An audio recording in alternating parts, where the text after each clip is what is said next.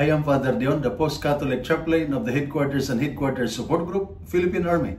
And this is Salita ng Diyos, ang ating gabay.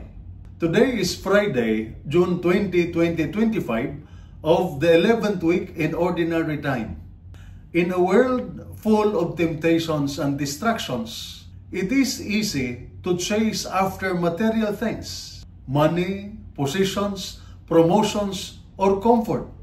For soldiers and workers alike, it is tempting to think, I deserve more. After long hours of hardship, sacrifice, or deployment. But Jesus reminds us, do not store up treasures on earth.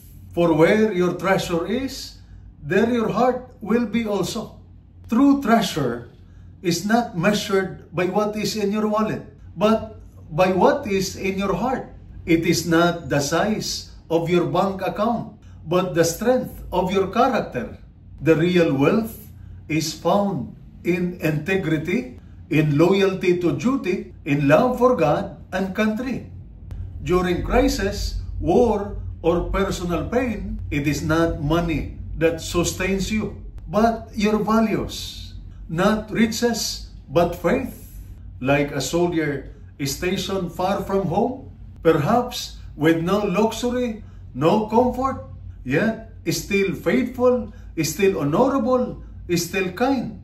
That is treasure, that is wealth, that no rust can destroy, no thief can steal, and no crisis can shake. That is what truly builds resilience, spiritually, morally, and mentally. And this is Salita ng Diyos, ang ating gabay. Let us pray. Lord, teach me to store up treasure that cannot rust, goodness, honesty, and love that comes from you. Protect my heart from worldly greed and help me live with values that last. May I find my wealth not in things, but in serving you and others with joy and integrity. Amen. And may the Almighty God bless you and your family, the Father, the Son, and the Holy Spirit. Amen.